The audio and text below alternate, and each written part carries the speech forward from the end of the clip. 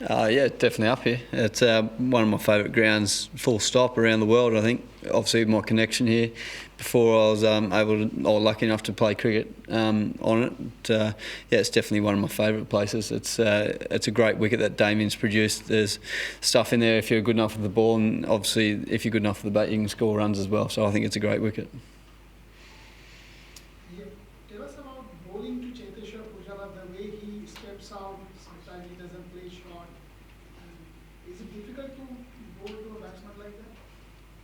Yeah, I think it's difficult. I think me and Pujara himself had some great battles over the last few series, and I think that's his ploy to overcome my bounce. So he's batted the house down this Test match. So credit to him.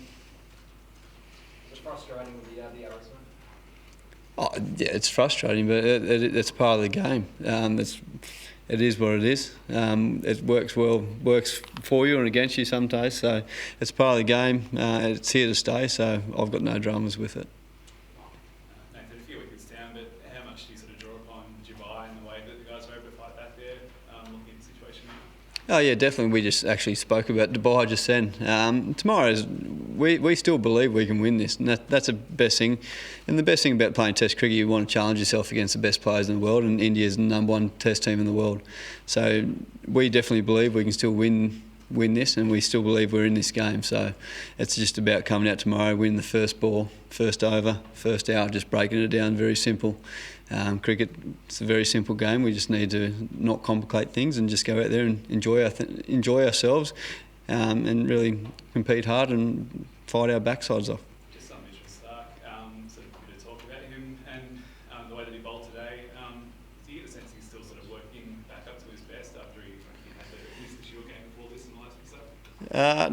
No, I think Mitch is going okay, to be honest. If you want to come and face him in the nets, feel free. But the way he's been bowling at training, his prep's been unbelievable. I know he's probably a bit sore and tired, but that happens in Test cricket when you have to bowl a lot of overs like the guys have. I think they've bowled close to 50 overs, and that can take a toll on you. But I think Mitch is fine. He's got my full support, and he's got the whole change room. He's one of the best bowlers in the world. So. How did Finchie react when he was dismissed? Obviously, the replay indicated that he maybe could have reviewed and got away with it. What was his reaction? I don't think he was going to get away with it. I think I've spoken to the third umpire. Was out anyway. Or there's inconclusive evidence to overturn the decision. So Finchie's fine. It's been a great learning curve for Aaron. He'll take a lot out of this first test match at home, and he'll be better for the run. And so you're pretty confident that even if it had been referred, he would have still been centre as well. Yep. And Nathan, you talk about you and Jar and the battle. Can you sort of talk us through that over when you finally going out and sort of how you built the pressure? I can't really remember, to be honest, and I actually thought it come off his ribs. So it happened that quickly, and you can tell that by the replay. I wasn't going to refer it. So I can't really remember, to be honest. Nathan, just the way they batted after lunch sort of gave the indication that they thought they probably had enough at that stage, because it was barely 300. Is that a gettable on that pitch? Or is it doing anything tricky? I think the pitch has actually quickened up a little bit, and I think it's doing a lot less for the seamers. It's definitely spinning, and obviously they've got a world-class spinner, so it's going to be a great challenge for our batters out there. Obviously with two left-handers, with Ravi spinning away, it's going to be a massive challenge tomorrow. But I think there's definitely the wicket's good enough for us to really knuckle down tomorrow and have that belief that we can score these runs. Having played a bit of Test cricket in the lot in Australia, does it feel like this game has been a bit of a learning exercise for the team as a whole, some of the younger players, in terms of playing a Test match under the full, I suppose, glare of the spotlight of playing home? Oh, 100%. We are a very young cricket side, and we are striving, and we are building, we are training our backsides off to become the best cricket side we can possibly be, and we're challenging ourselves against the #1 Test side. So of course it's a massive learning curve, and it's exciting. I've been extremely impressed with Marcus Harris and especially Travis Head this Test match, the way they've gone about things. Yeah, Marcus hasn't got the rewards that he would like. but there's a chance for Travis Head to come out and make a hero of himself on a home ground, and he's got my full support. Everyone knows that I'm close with Travis and I'm a big fan of him, so it's been a massive learning curve for all of us. Awesome. Mate, just on Sean Marsh, obviously, a lot of people talk about him in various ways, but he came in this game with some ripping Sheffield Shield runs on the back of not scoring much in the UAE. He's got a big opportunity tomorrow as well. We know he's a quiet guy, but what's his mindset like tonight into tomorrow in terms of being able to shoulder that load? Well, in my eyes, I think Sean Marsh is a superstar. I've bowled to him a lot in Shield cricket, and he's whacked me all over the ground. So I think he's one of the best batters going around. He's definitely one of our best batters in Australia. I think Sean will be pretty relaxed tonight. He'll hopefully have a good sleep and not overthink things. That's probably one of the big things as cricketers, if we can overthink things, and that can be our downfall. But Sean's a pretty laid-back fella, especially away from cricket at the hotel. He'll be relaxed, and I know I was just speaking to him before. He's got the belief that he can come out and make a hero, him and Travis tomorrow. So, and as I said, both those guys got my full support, and guarantee that whole change room is right behind those guys out there. Nathan, just back to the contest with Pujara.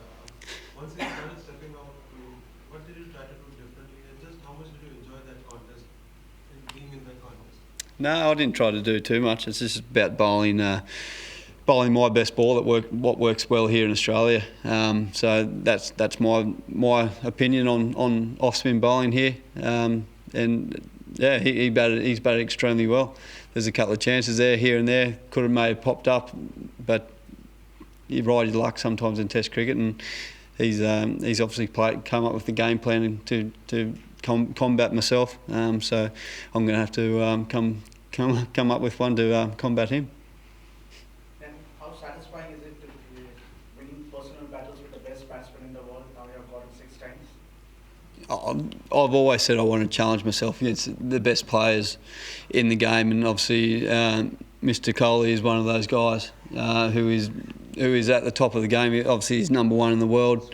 I've got so much respect for him. So to compete against him and challenge myself against Virat is one of the best challenges going around in world cricket, especially right now. So yeah, I'm not getting too carried away from it. He can come out in Perth and play an outstanding innings, but we've got our plans, and we'll stick to those plans as long as they keep on working. Nathan, do you see in the rivalry with Ashwin being one of the subplots of this series? If you guys want to write that, yeah. I don't. The way I look at the game of cricket is about bowling in partnerships and taking 20 wickets as a bowling group. And I think there's 2 great bowling attacks going at each other. I think the Indians have really impressed me with the way their discipline has been. But that's something that we can probably work on. But I've been pretty impressed for what did we take 20 wickets for 550 runs. That's pretty good here in Australia. So yeah, we've got a few things we want to work on. We've already spoken about that as a bowling unit, but it's about bowling well in partnerships. I don't really like to match up with anyone else or the other spinner. It's about bowling well and controlling what we control as an Australian cricket side. Andrew, just on Sean Marsh, did you how down was he after the first innings, and have you noticed a change in his, I suppose, attitude or demeanour going into this inning? No, I spoke. He spoke to me about playing off spin and stuff, and I said, Sean, you just got to back yourself. You're one of the best batters in the world going around, and you played me enough in the nets. You know how to play off spin.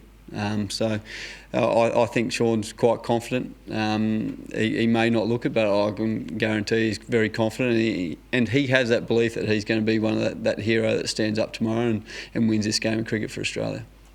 Last question, Ron. You mentioned using the buyers' motivation and inspiration, and the chats about that. Was it sort of like group discussion? Was it Justin leading it, or Tim? No, it was actually Tim, just saying that we've had that belief before when our backs have been against the wall, but we've got a massive sniff here. I believe anyway in this Test match. So it's just about doing the things that we control and making sure that we can win the first ball, win the first over, win the first hour, then break it down. It's a test match cricket is an unbelievable game, and it's got different challenges here and there, and this is just another big challenge for us tomorrow.